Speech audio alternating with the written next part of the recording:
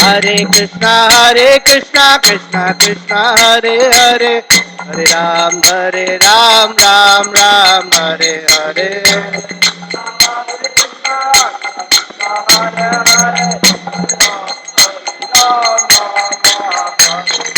Hare Krishna Krishna Krishna Hare Hare, Hare Ram Ram Ram Hare Hare.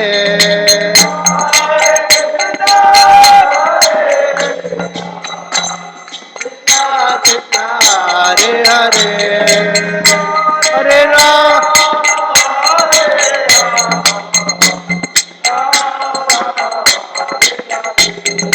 Hare Krishna Krishna Krishna Hare Hare, Hare Ram Ram Hare Hare.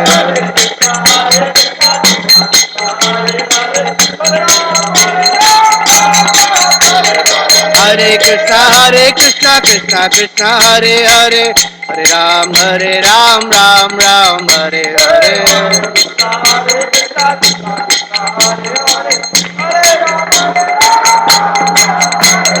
Hare Krishna Krishna Krishna Hare Hare, Hare Ram Ram Hare Hare.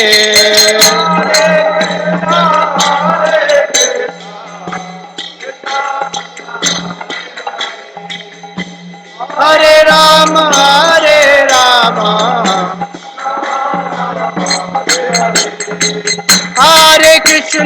Hare Krishna Krishna Krishna Hare Hare, Hare Ram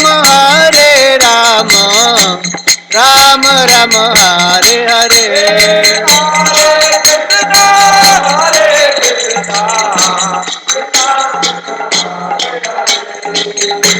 Hare Ram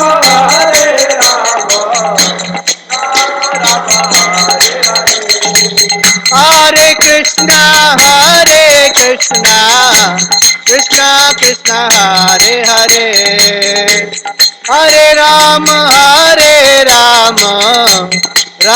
Ram Hare Hare.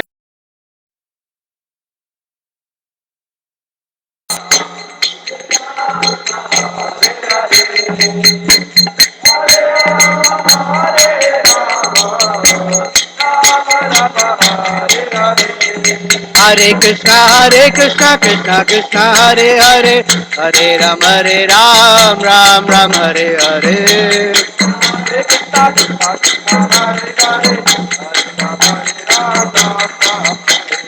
Hare Krishna Krishna Hare Hare, Hare Ram Ram Hare Hare.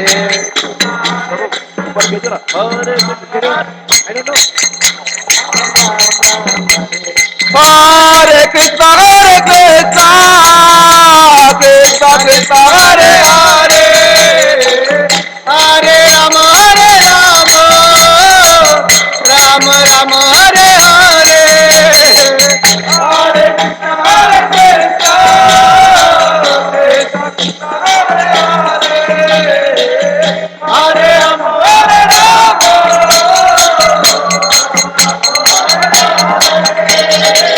Hare Krishna Hare Ram Hare Krishna Krishna Hare Hare, Hare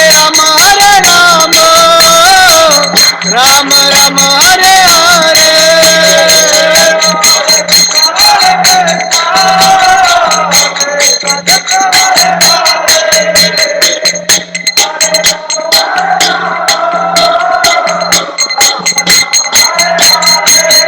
Jaya Prabhupada Jaya Prabhupada.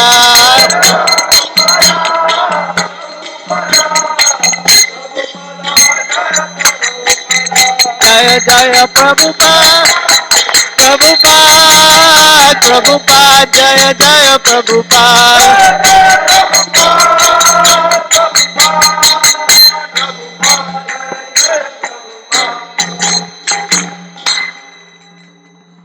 Om Vishnupada Paramahamsa Parivrajakacarya Suttarashata Shri Srimad His Divine Grace ऐसी भक्ति वेदांत स्वामी शिल प्रभुपाद की जय। नित्य लीला प्रविष्ट ओम विष्णुपाद परमहंस परिव्राजकाचार्य अष्टोत्तर शत Shri Shrimad divine grace शिल भक्ति सिद्धांत सरस्वती ठाकुर प्रभुपाद की जय। अनंत कोटि वैष्णव वृंद की जय। नामाचार्य श्रील हरिदास ठाकुर की जय। प्रेम से कहो श्री कृष्ण चैतन्य प्रभु नित्यानंद श्री अद्वैत गदाधर श्रीवासदि गौर भक्त वृंद की जय। श्री श्री राधा कृष्ण गोप गोपीनाथ श्याम कुंड राधा कुंड गिरि गोवर्धन की जय।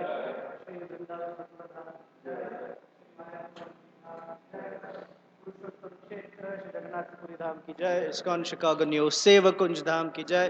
Their most merciful lordship Shri Shri Kishore Kishori की जय। श्री श्री जगन्नाथ बलदेव सुभद्रा महारानी की जय। श्री श्री गौरनिताय की जय। गंगा माई यमुना माई की जय। भक्ति देवी तुलसी महारानी की जय। श्री हरिनाम संकीर्तन यज्ञ की जय। हरे कृष्ण महामंत्र की जय। Srila Prabhupada's Transcendental Book Distribution ki jai, Mahaprasadam Distribution ki jai, all glories to the assembled devotees, all glories to the assembled devotees, all glories to Sri Sri Guru and Gauranga.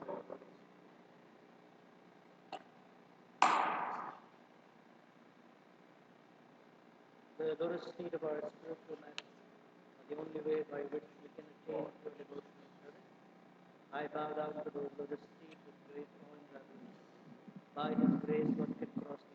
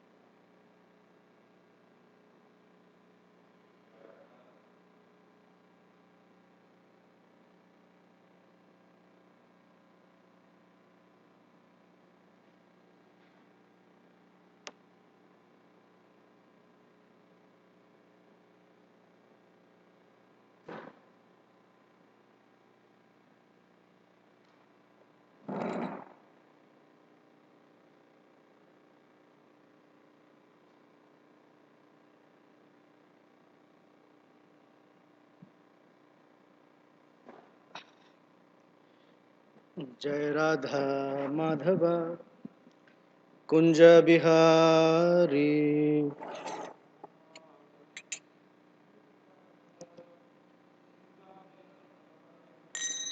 Jai Radha Madhava Kunja Bihari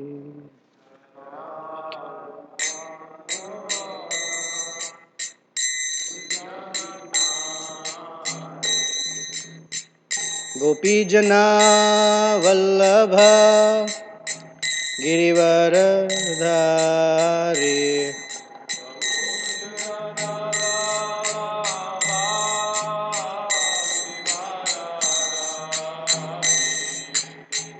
Yashodanandana Braja Janaranjana. Perfect. Yamuna Tiravana Chari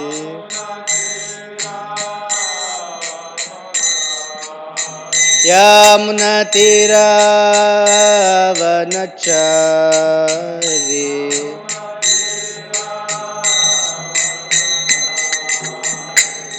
Jai Radha Madhava Kunja Vihari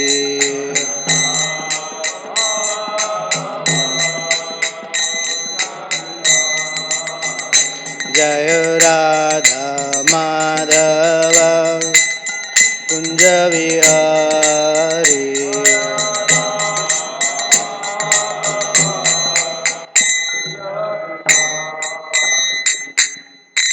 Jai Om Vishnupad Paramahamsa Parivrajakacharya Ashtottara Shatashri Srimad His Divine Grace ऐसी भक्ति वेदांत स्वामी शिल प्रभुपाद की जय अनंत कोटि वैष्णव वृंद की जय ग्रंथराज श्रीमद् भागवतम की जय All glories to the assembled devotees, all glories to the assembled devotees, all glories to Sri Sri Guru and Gauranga.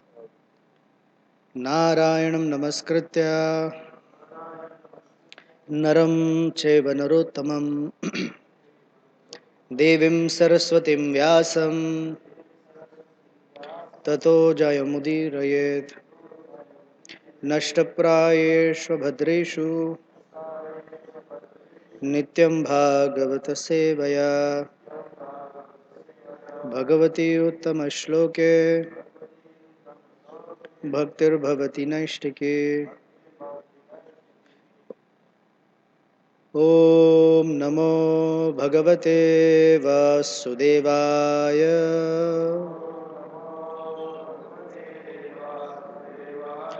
ॐ नमो भगवते वासुदेवाय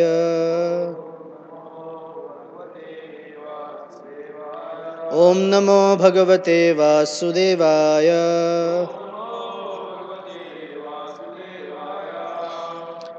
Grantaraj Srimad Bhagavatam, Canto 6, Chapter 17, Text 21. We may need the mic for comments. Ekasrjati bhutani Bhagavan Atmamayaya Esham bandham cha moksham cha Sukham dukkham cha nishkalaha Ekah srjati bhutani Bhagavan Atmamayaya Esham bandham cha moksham cha Sukham dukkham cha nishkalaha Ekah srjati bhutani Bhagavan Atmamayaya Esham bandham cha moksham cha Sukham dukkham cha nishkalaha.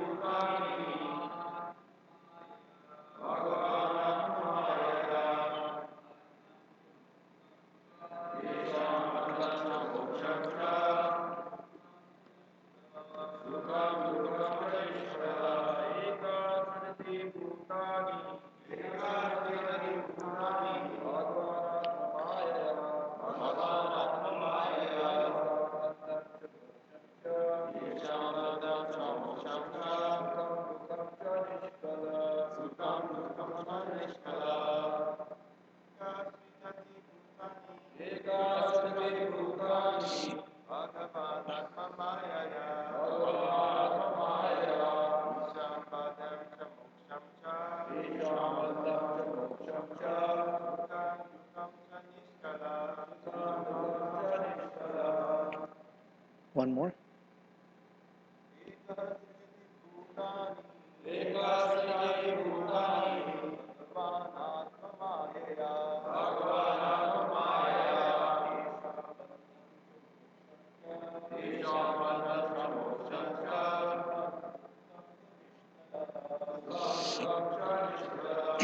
Ekah, one. Srujati, creates. Bhutani, different varieties of living entities. Bhagavan, the Supreme Personality of Godhead. Atmamayaya, by his personal potencies. Esham, of all the conditioned souls. Bandham, the conditional life. Cha, and. Moksham, the liberated life. Cha, also. Sukham, happiness. Dukkham, our dear friend, distress. This says distress. Cha, and. Nishkalaha, not affected by the material qualities.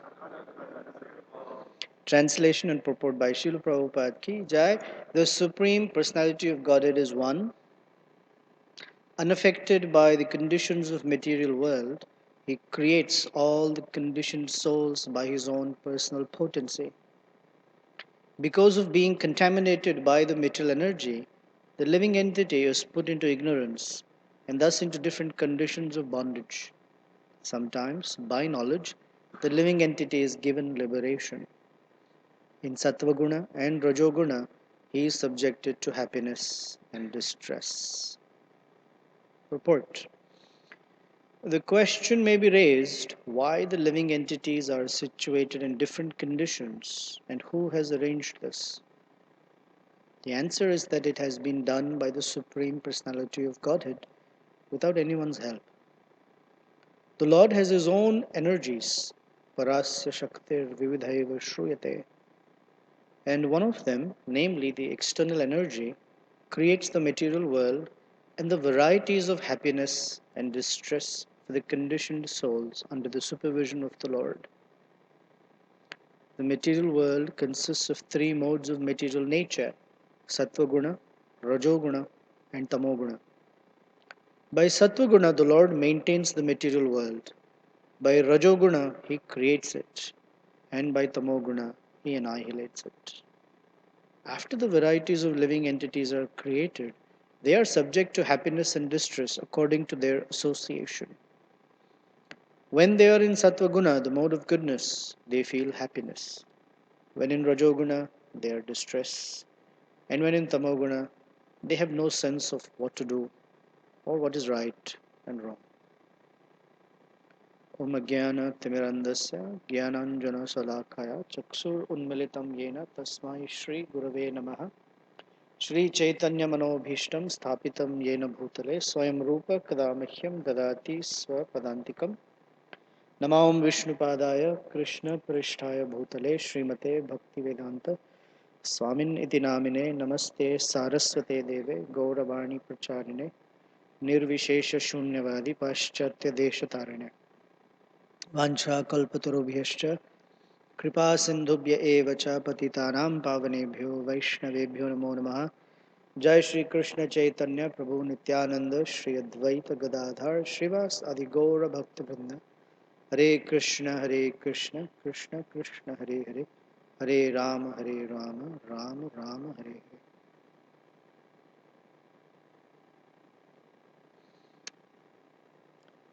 So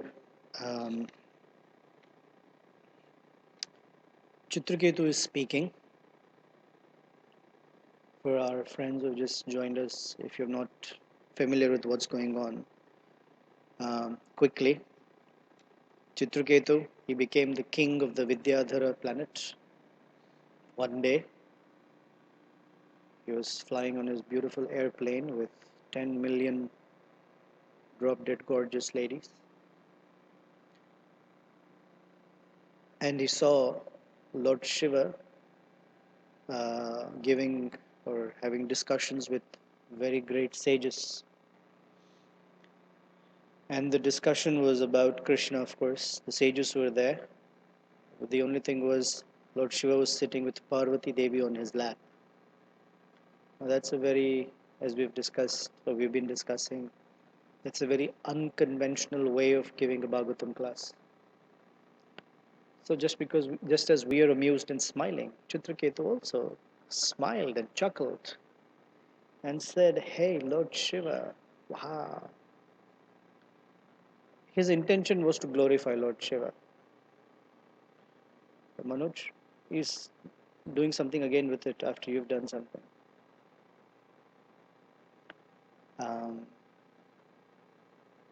He said, "Wow, look at you."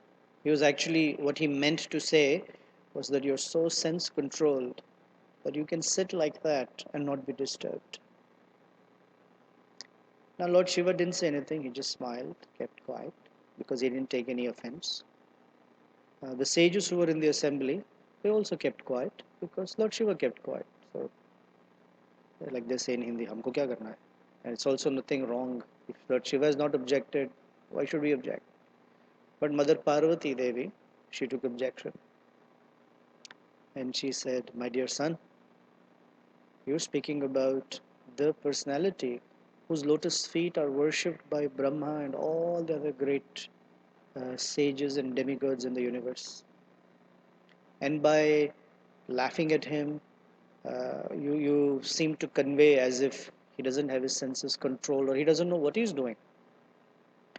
And since the other Mahajanas haven't objected, why do you have a problem? So since you've spoken out of place and inappropriately, I curse you to become a demon. Because that's very demon-like mentality. May you become a demon. And Chitraketu immediately got off the airplane. And he didn't say, oh, hold on, I think there's some misunderstanding. He didn't say anything like that. He folded his hands and he said, Mother, whatever curse you've offered, I accept. And then he's speaking these verses. Now, what I thought we'll do is because every day we're doing one verse at a time or maybe two verses at a time, it's nice once in a while to see the big picture and analyze the order in which Chitraketu is making his prayers. The bottom line, or if you want, the headline of the prayer is, the Chitraketu is not blaming Mother Parvati. Like generally, when we find something wrong, the first thing we do, or there's a tendency for the conditioned soul, is to blame someone or to blame something. Oh, it's not because of me, it's because of him, or it's because the situation was like this. Somehow we have a conditioned soul as a tendency to ascribe the fault or the cause outside of himself. And then he looks into his own heart at the very end. After he has come to his senses and some time has passed, and something he may say, I should have also, but he shouldn't have said like that. Yeah. So still we say we'll share the blame. How about that? Let's settle with sharing the blame. 50% you take, 50% I take. Or how about this? Even if I were to take 90% of the blame, 10%, you shouldn't have done that. Otherwise, like that. In the cases of great personalities, they're teaching us that they don't look outside for anything. They don't try to blame anyone. So he's not blaming Parvati, although she has cursed him for something that he had not intended to say in a bad way. So here are his prayers. First thing,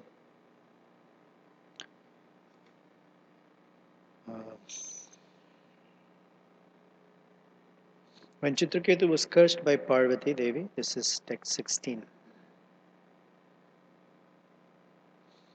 He descended from his airplane, bowed before her with great humility, and pleased her completely. He immediately disarmed her anger, they say. Because when someone's angry, if you confront it with your own anger or justification, it makes things worse. We see sometimes when a mother or a parent is chastising a child, if the child justifies, the parent becomes even more irked. Oh, not only did you do wrong, now you're justifying yourself. But if the child learns to say, or whoever learns to say, first thing, I'm so sorry, then it just disarms the whole situation. So here he bowed down before her with great humility, and she was thoroughly pleased. So she's a very compassionate mother. And then he said, my dear mother, with my own hands folded together, I accept the curse upon me. So he has brought about Parvati Devi's words to come true. I do not mind the curse, for happiness and distress are given by the demigods as a result of one's past deeds. So this I accept the curse upon me is something that we as devotees can practice, is circumstances that are forced upon us, right? We do find that circumstances are forced upon us. For example, the harsh winter. We didn't bring it upon ourselves. It was forced upon us. Of course, our karma is such that we have to be in Chicago. We don't know if it's good karma or bad karma, but it's karma. We're in Chicago, and it's very cold. So a devotee learns to first accept every circumstance. Here's a definition of suffering. Suffering means not to accept our circumstances. And as long as we don't accept them, we will suffer. Because the moment you accept, the suffering mitigates. Okay, this is how it's going to be. So first thing is to accept the situation.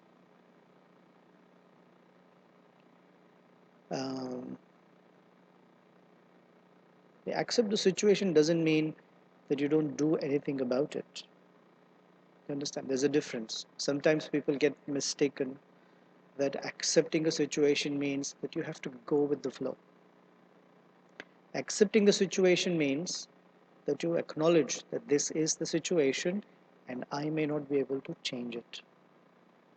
Most of our struggle is to try to change the circumstances. We try very hard. And in some cases, one has to change. Let's say there is a very abusive relationship. Husband's every day beating the wife like anything. Unless she is like very exalted like Parvati Devi or Sati or Sita Devi or someone like that, and they were never abused, they have the ability to just tolerate the whole thing or transcend the whole circumstance. But in most cases, one needs to change the circumstance. One should. In our case, the first thing is to just accept, okay, this is how things are going to be. Once you accept, then there can be a plan of what to do, how to respond best in such a circumstance. So he's accepted it. And then he says, happiness and distress are given by the demigods because of one's own past deeds. So he's removed the responsibility of that curse from Mother Parvati and taken it upon himself. It's my own past misdeed, or something, my own past deed for which today the demigods have inspired that I should be cursed. Next verse. And he says, deluded by ignorance, the living entity wanders in the forest of this material world, enjoying the happiness and distress resulting from his past deeds everywhere and at all times. Therefore, dear mother, neither you nor I am to be blamed for this incident. So then he says that happiness and distress, they come from the past deeds. So somewhere in the past, something has happened by which this has manifested today. So at this point, I can't blame you. Really, I can't blame myself either. Like in this circumstance, I can't blame. In this lifetime, I can't blame myself. I see. Where is he going with this? He's saying that there is some higher order arrangement. That's the point he's making. The higher order arrangement is that there is a karmic system by which every living entity is brought exactly the happiness and the distress that he fully deserves at all times. It's a perfect system.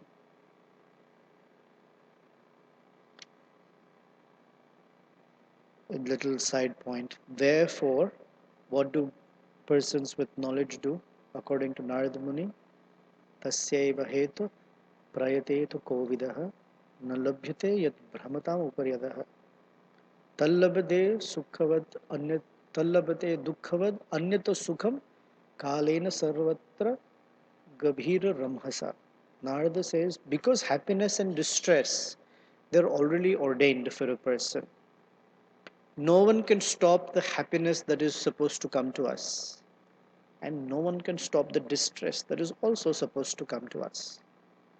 So Kovida, the knowledgeable persons, they do not spend their time maneuvering and manipulating the happiness and distress features of this material world. They shoot for something that is beyond the material world, that cannot be achieved either going to Brahmaloka or down to the lowest of planets. It makes sense. When you can't change something, it's not in your capacity, why try? Why not shoot for something else, which is possible, which is within our reach, if you will. So the next verse he says, in this material world, neither the living entity himself nor others are the cause of material happiness and distress. Because of gross ignorance, the living entity thinks that he and others are the cause. So this is where he's removing other living beings and oneself as the cause of one's happiness and distress. This is philosophical, it makes sense. Because our sense, our experience of happiness and distress is nothing but the culture of our mind and the contact of the senses with the sense objects. When we touch, uh, let's say touch, tactile sense, when we touch something smooth or very something that's very pleasing to our sense of touch. Usually something smooth is very pleasing. Moment it is slimy or scaly, either of the skin of a snake or an alligator, it's generally a little gross. Not for everyone. Some people put snakes around themselves a little far off, but far out, as they say. I know some persons whose pets are snakes, and they're happy to share their pets with others. No, no, put it around your neck. Krishna, Krishna. Some people also like, and then I know one person, very nice friend of mine, very good-hearted man.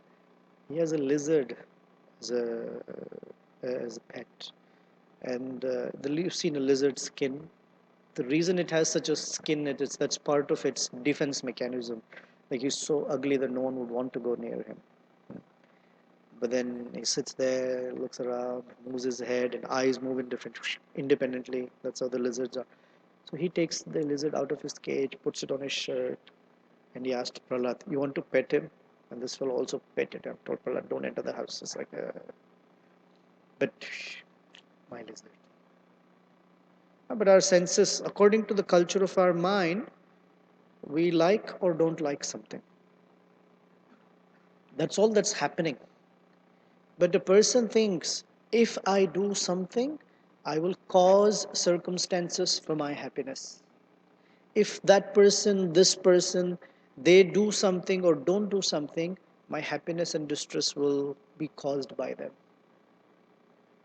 For example, if you speak to me in a harsh way, I'm holding you as the cause for my distress. If you speak to me in a very nice way, glorifying me, you're the cause of my happiness. Actually, the cause is not outside of me. Because for the great sages was it yesterday? The day before, Paramakaruna narrated the story of the Avanti Brahmana. For the Avanti Brahmana, when all others were glorifying, he was in a different mood. But when he became fully renounced, people were spitting at him, kicking him, passing air on his face. When he would be sitting with his begging bowl, they would urinate into his begging bowl. They would pelt him with stones. And he said, they are not the cause of my distress. Wow, that's... So he's saying, others are not the cause of my happiness or distress. The next, he says, the material world resembles the waves of a constantly flowing river. Therefore, what is the curse and what is a favor? What is a curse today? You will see in the case of Chitraketu, the curse of Parvati Devi, becomes a blessing in disguise. Sometimes a so-called blessing becomes a curse in disguise. Yeah? When someone says, "Oh, please give me such and such blessing that, oh, I may be materially very well off," that blessing is a curse in disguise. So Prabhupada narrates a story which we've heard many times of a saintly person. He comes to a town and he meets different people and he gives them blessings, right? Rajaputra Chiranjeeva, Muniputra Majiva. Then he meets a butcher and he says, Majiva Mamara. And to a devotee he says, Jivova Marova. Same person gives 4 different blessings according to their situations. Rajaputra Chiranjeeva. A prince, may you have a very long life. And why is that? Prabhupada explains that the prince is so steeped in sense gratification that the karmic reactions in his next life are going to be terrible. So he tells him, live very long. Don't face it so soon. Live very long. To Muniputra, the son of a yogi, he says, Ma Jiva Mamar. Don't live, don't die. He says, don't live because there's nothing for you in this material world. And don't die because you have not perfected yet. So don't die yet. To a butcher, he says, I'm sorry, uh, sorry I messed up. Rajaputra Chiranjeeva, Muniputra Majiva. To a yogi's son, he says, don't live because this material world is not for you. There's so much sense gratification opportunities, your mind will cause you distress. Just don't live, may you die. To the butcher, he says, don't live, don't die. Don't live because every day you are chopping off so many innocent animals. Don't live such a life. And don't die because your head will be on the chopping block very soon. So don't live, don't die. And to the devotee, he says, Jivova, Morova. Whether you live or you die, it doesn't matter. Because when you're living, you're serving. And after you die, wherever the destination is, you'll continue serving. So it's irrelevant whether you live or you die. So what is a curse and what's a favor? We don't know. We can't tell. What looks like a curse today can be a favor tomorrow. What looks like a favor today can be a curse tomorrow. What looks like a curse today can be a curse tomorrow. What looks like a favor today can be a favor tomorrow. Who knows? Things change. And he says, what are the heavenly planets? What are the hellish planets? What's actually happiness? What is distress? Because the waves flow constantly, none of them has an eternal effect. Comes and goes. What does Krishna say in the Bhagavad Gita about this? Chapter 2, text 14. 13. 14. Matra sparshas kaunteya sita ushna sukha dukkhada agama apayano nityas tam titikshasva bharata. What you're thinking as happiness and distress will come and go. Just as the summer and winter seasons come and go. All you have to do is learn to tolerate, just stay put.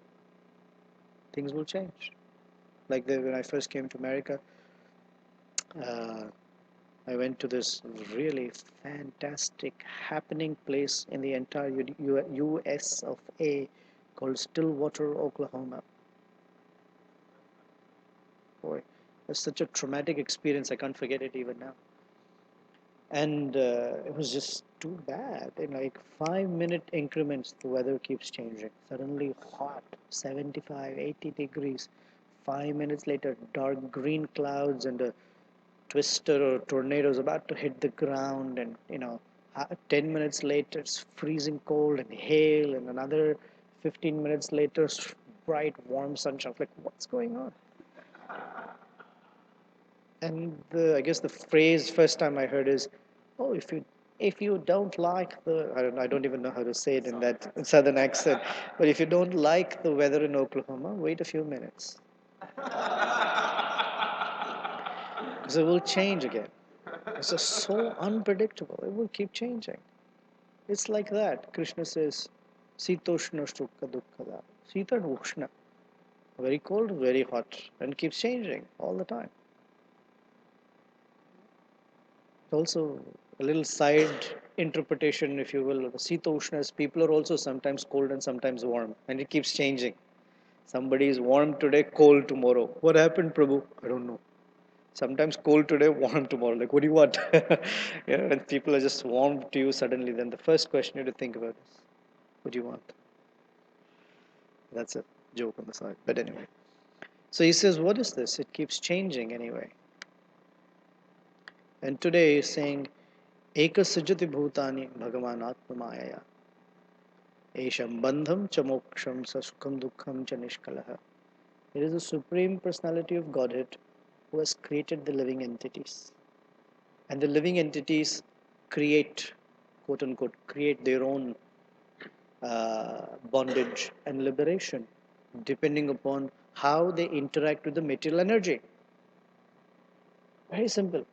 If we learn to not mess with the material energy, we don't get influenced by the material energy. We go mess with it, she messes with us. Very simple. So the art of, I guess, living in this material world is to learn how to not meddle with the material energy, although we are right in it. So in the 5th chapter of Bhagavad Gita, Krishna gives that principle. The visual is Padma Patram Evam Bhasa, like a lotus leaf in water. The leaf is in the water, murky water. The leaf never becomes wet. So generally people think that, oh, if the material world is very contaminating, let me find a place where it is always sattvic, the mountains or whatever, and stay there because otherwise I'm scared. Okay, at some point in time that may be helpful. Like we don't necessarily walk into the mouth of a tiger, not necessary. But we understand that overall that is not our method anyway. We want to transcend that situation. Okay, so the yogis will say, oh, I want to run away. I want to, if not run away, I want to retreat to a place where there is no such danger. But how long can one live like that? How long can we close our eyes, shut our ears, uh, you know, starve our tongues,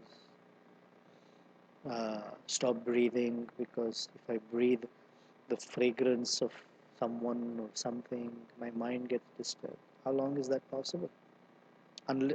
So we may need in the short term to build sufficient strength so that that doesn't bother us. Uh, but the real thing is to learn to become unaffected by it. Now, how do we learn that? We have great examples. We pray to those examples. We meditate on those examples. Once in Boston, Srila Prabhupada was in a taxi because at that time they didn't have cars. So they had hired a cab to receive Prabhupada at the airport. And Srila Satsvarup Maharaj was sitting in the front, Prabhupada was sitting in the back. And of course, Prabhupada was dressed like a sannyasi. So the taxi driver turned around and said, you one of them swamis, huh? Yes. I said, oh, can you perform some magic, some mystic things? Because he thought that that's what swamis do. That is their yogic power, that they will show something, you know. And Prabhupada said, my yogic potency is that I can be in a room full of naked women and not be disturbed. The taxi driver said, huh. He didn't understand what Prabhupada was saying. That the point is to be in the world. I think there's a phrase by Jesus, I don't know for sure, that you can be in the world but not of the world. Generally, we tend to isolate ourselves because there's danger at every step. Bhagavatam says that. There's danger at every step. But instead of isolating, our I guess, call to action as followers of Lord Chaitanya is to insulate ourselves. That insulating, I guess, potency is our service mentality. That service mentality, when it is um, imbued by or imbued with compassion, it helps uh, protect us from. As soon as that shifts, then those people, or the circumstances, they become very attractive. The lotus leaf, or the leaf becomes wet, if you will. So he's saying here uh, that one's happiness and distress is the outcome of a person interacting with the modes of nature. So we need to learn how to interact with the modes of nature. What's the best way? To transcend them. Not to allow the modes to influence us. The mode of ignorance will influence us into dark, destructive, despondent, uh, defeatist type of attitudes.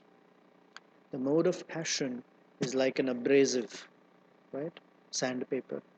What happens when you rub sandpaper against something? It removes, there's heat, and it removes layers from that uh, object. It's abrasive. Mode of passion is like that. It's an abrasive. It causes distress because it has this raja. Raja means dust, sand. And mode of goodness uh, is better, or the best among the three, but there's also a problem in the mode of goodness. Like problem, transcendently considering. Conditionally considering, that's the best thing to do. Get to the mode of goodness somehow or the other. Transcendently speaking, the mode of goodness still keeps us in the world. It binds us to knowledge and happiness. So we'll see in the life of great devotees that they are not attached to their happiness.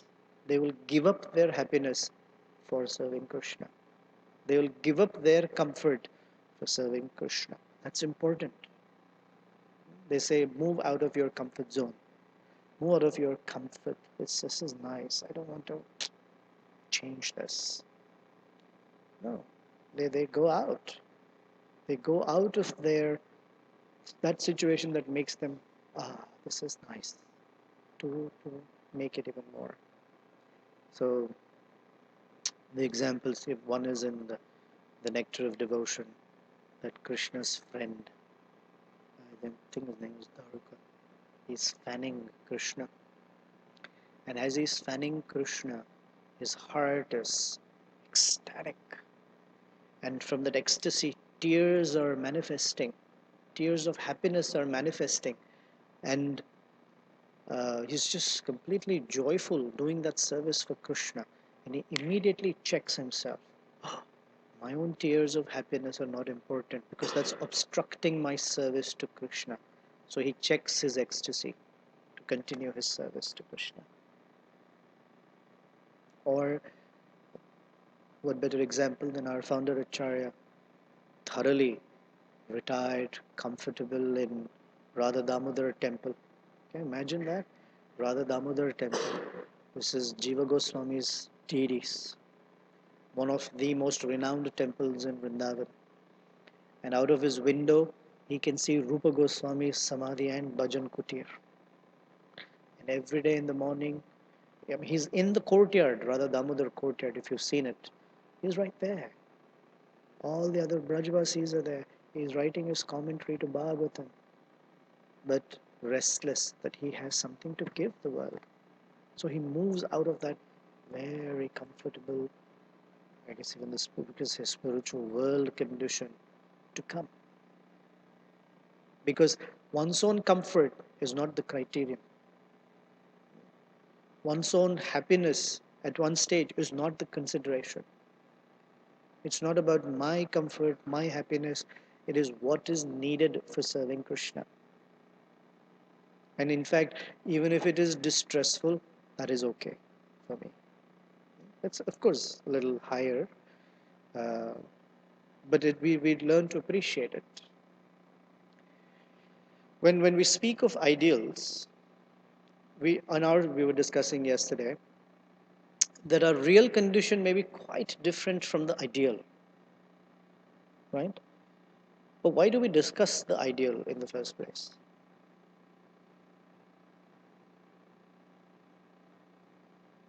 Ideal of service, let's say Prabhupada left the spiritual place like Vrindavan and came to this, or Prahlad Maharaj was like that, or someone Daruka was checking his ecstasy. Like, why do we speak of the ideal? Enhance the gratitude. Yeah, one should know what's the goal look like. That's one. Another, to have a real sense of how far we are from it. So it gives some motivation to do something about it. Otherwise, we fall into the PDS, right? Pure devotee syndrome. Oh, I've made it. Somehow reached 17, 16. I made it. I've entered the spiritual world. Done. Wonderful lunch, wonderful breakfast. You know, everyone's nice to me in general. In general, everyone's nice. Once in a while, some fallen devotee will say something bad, but that's their problem, not mine. I made it to 17, 16. How far we are from that ideal. And the third reason is to appreciate those who are there. Like, wow, what a place. Very amazing. They are worthy. My ability to offer respect and prayer is definitely worthwhile in respecting them for being in that position. Somehow they have gotten there. So we speak of them. So, yes, we cultivate the mode of goodness. Our path of progression is that we come to the mode, we try to live a mode of goodness lifestyle. But within our mode of goodness lifestyle, actually is a devotional lifestyle. That's the difference. Maybe I'll say it differently. Our devotional lifestyle already includes a mode of goodness lifestyle. But a mode of goodness lifestyle is not necessarily devotional. People can be vegetarian, they can be peaceful, non-violent, they can want to do service for others. All that may be there. But if Krishna is not the objective of one's life, it is not devotional. This is the little difference between sattvika and uttama, or transcendental. So when we are serving, when we are bathing, putting on clean clothes, speaking with others, doing, we have to be conscious that it is service to Krishna. That's what makes it transcendental versus it's a very goodness type of life. Because a very goodness life has a consequence. And what is that?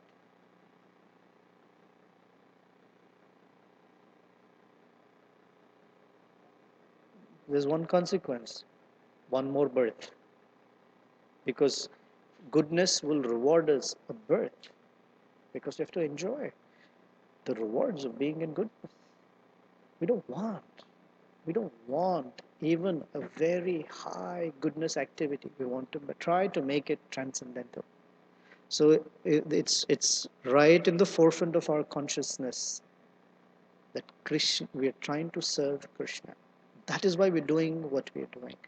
Bathing, wearing clean cloth, putting on tilak, everything that we do from morning till night, we try and bring progressively, step by step, into the fold of this is service to Krishna.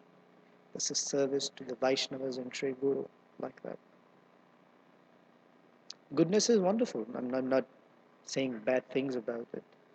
We need to transcend. Learn to transcend them one after the other. Transcend, bring one activity after another, even from goodness into transcendence.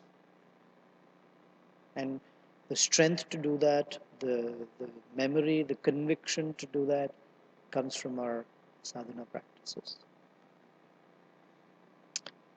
That's pretty much the verse in terms of context, in context with the rest of the verses. Any comments or question? You want to add something? Like to delete something? Yeah. Jai Baladev. Prabhu. Hare Krishna. Thank you for another enlightening and comical class, like always. So, you mentioned that verse where Narada Muni, I think, said we should endeavor for the highest goal of life, because you can't change your happiness and it's already destined. And so I always kind of wondered about that point. And I kind of realized there was many things that gave me that realization, including some TV show actually a long time ago. But basically, you can't. Everyone's working hard. Let's say win the lottery or try to be like Oprah Winfrey or Bill Gates, but it's not possible. Nobody could, be like that. And so I remember one TV show growing up. It was actually an old TV show. I think Leave It to Beaver. I think so. It was funny. The older brother told the smaller brother, he was like, if everyone was rich, then who will the rich have to push around? And so I thought this was a very enlightening point. It's not possible. And so one other point I wanted to make before I ask, my question is in this regard is, can you, if it's possible, if there's any time left, can you narrate the story of Brigu Muni and the three demigods? Because, you didn't get that in last time. So this seems very relevant to this topic. But before I get, if you have time to get to that, you make the point that sometimes our happiness is dependent on, like, let's say somebody says something to us, and then that makes us feel good if they say something good, or if somebody says something, mean to us. You're like, you're the cause of my happiness and distress. And so when I read the Bhagavad Gita, when I came across the term modes of material nature, I never got it. I was like, what does modes mean? And I didn't really look it up until like a few years ago. It means. Huh? Go ahead. Modes. So I looked it means up. the vehicle. It's a mode of transport. I take a car. I take a bus. It's the means of by which nature interacts with us. So even reading that term modes, I still like. I was like, I feel like I'm missing something. I still really don't get it. Like how to. So in the fourth canto, chapter 26 of Puranjana, I mean Prabhupada uses this term many times. He switches modes of nature to laws of nature. And so when he said that in that canto, I was like, okay, that makes a lot more sense to me because I was thinking in terms of like it's the law of nature. If someone says something to make me upset, then I get upset. It's the law, If someone says something nice to me, then I become happy. So I'm influenced by these laws. It's a law. And so in the Gita, Krishna says how to transcend these laws, and that's why I love this pastime Brigu Muni so much of how one can. It gives a practical example of how one can be humble and transcend these laws. So if anyone doesn't have anything else, but I had a that's my only different question. pastime to share, but let's see if there's more topics. Yes, Prabhu. I have a question. Usually it is said that when we do something wrong, instead of passing the blame onto others, we should accept the blame. When we do something good, we should give the credit to the Lord. So there appears a kind of a dichotomy or dilemma. Means in both the case, I am the doer. I don't say I am the doer, but I'm externally performing the action. Material nature is there, Supreme Personality of God is there. But in one case, I take the blame. In another case, I give the credit. So this appears. I'm sure you must have come across this kind of question. So it appears contradictory to what? Yeah. So either in both the cases, I accept the blame, or in both the cases, I um, say credit to the Krishna that. So I slapped someone and say, Krishna wanted me to slap you, so don't blame me. Correct? Yes. Or I do something nice to someone and say, Krishna wanted me to do. Or I slap someone and say, I felt like it. I take the blame. Don't blame Lord Krishna. Blame me. And if something nice also, don't give the credit to Lord Krishna. It was my own individual free will by which I did this. Yeah. So the last example that you that looks like more consistent to my mind. So Otherwise, the first thing that I said, that looks like little inconsistent. So that's the question. I'll be honest, I'm failing to see the question. I understand the circumstance. What's the question? So question is, um, how to understand that if I'm doing something wrong, I am to be blamed. But if I'm the same person doing something good is happening by me, I should pass the credit to Guru Parampara to Krishna. Okay. So let's deal with the latter first. We are trying to be devotees of Krishna and we are learning the laws of love. And one of the laws of love is, I'm talking of love for Krishna, not anything else. I'm not an expert at the other ones. The laws, I'm not expert at this one either, but the laws of love for Krishna is that whatever happens, we understand that it is Krishna's mercy by which something is happening, because it is ontologically true and devotionally also true. So it actually gives the love even more oomph or joy to give the credit to the beloved. That is something we have to learn, the laws of love. Just this morning on the altar, Prabhupada is saying, boy loves girl, girl loves boy. And they say, I love you. Actually, what they're doing is they're fulfilling their own sense gratification need through the other. But love is to give. Like, oh, it's because of you. And to take the blame that, oh, I did something that was not proper, is also the devotional feature, that I may have misused my free will in a particular way other than in a loving way. And that is why the particular mode of nature is interacting with me in this way. Because I allowed myself to resonate with the mode of ignorance or with the mode of passion. So naturally, that's what I will get. Understand? So love, the feature is to give all that credit to the beloved and to take the fault upon oneself, even if the fault is in the beloved. No, that's because of course Krishna doesn't make mistakes. But then the devotee never ascribes any mistake to Krishna. For in the Sudama's pastime, that's what I've been reading, Krishna did not give Sudama what he came for. In fact, he took his gift forcibly, but did not give anything. Sudama never walked out of the house thinking, and he took the gift I brought, but he never gave me anything. His point was, I'm glad he didn't give me something. Otherwise, I have a tendency, or I may feel the tendency of asking. But he just gave his darshan, which was fantastic. He made me sit on Rukmini Devi's bed. She fanned me personally. Oh, it's nothing, and there's nothing in his, no fault in him. So that's how free will is used. That I willingly give the credit to him and willingly take the blame or fault upon myself. Okay, so that's the law of love, if you will. He's speaking more philosophically to Mother Parvati.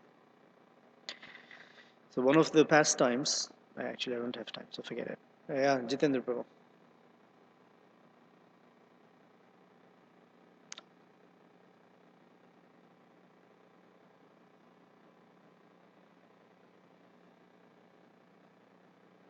I was just thinking, it says that as long as one is attached to material enjoyment, bhakti yoga cannot be understood.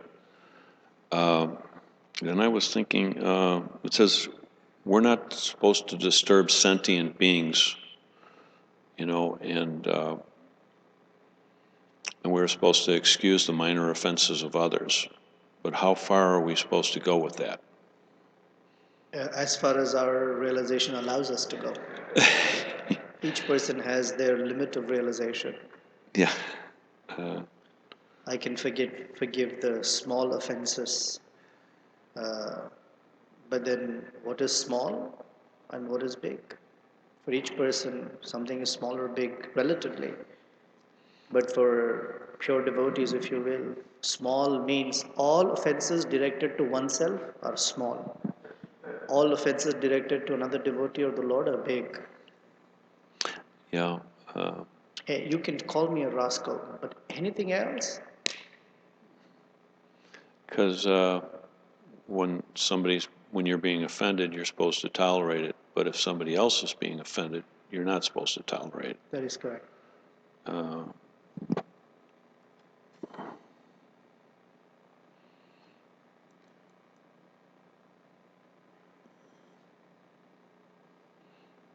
Oh, and as far as going to places to preach, Prabhupada said go to some place that's favorable.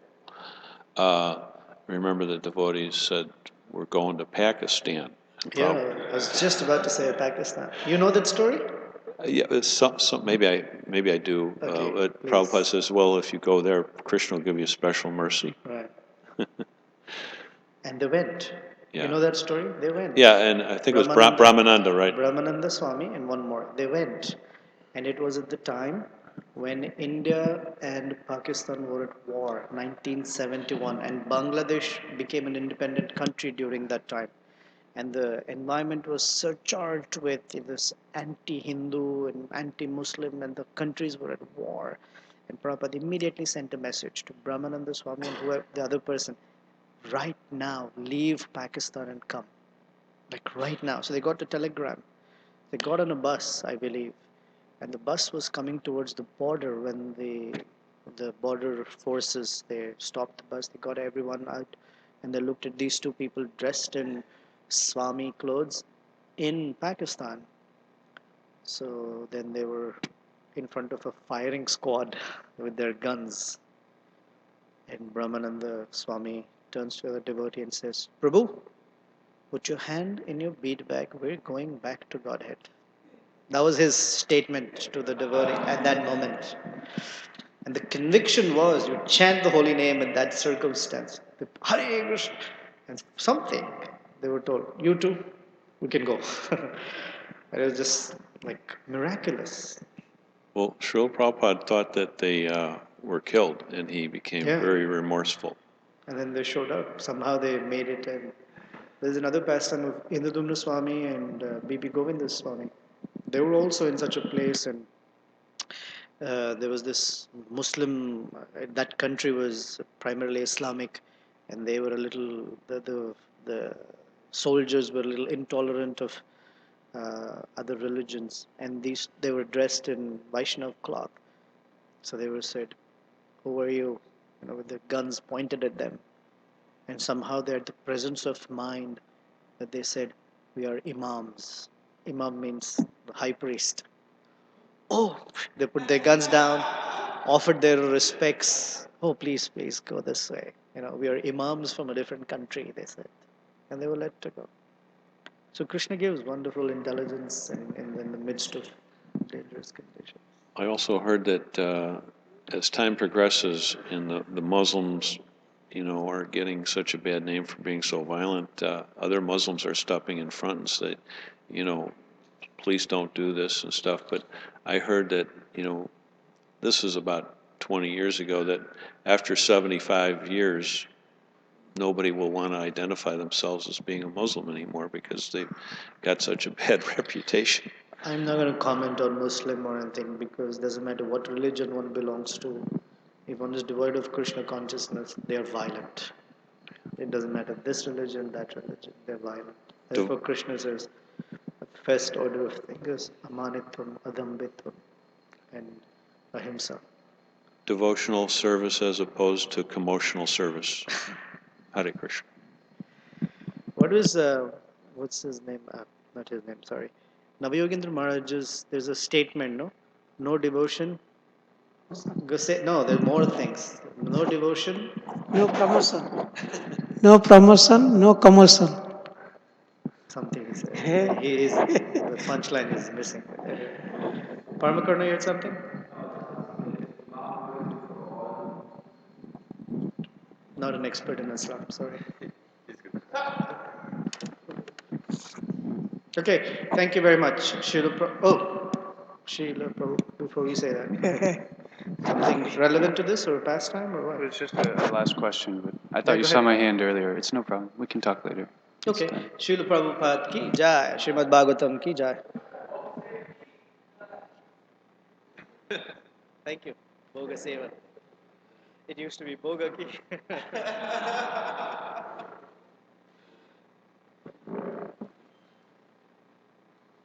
Hey Himanshu, can I speak with you for a moment?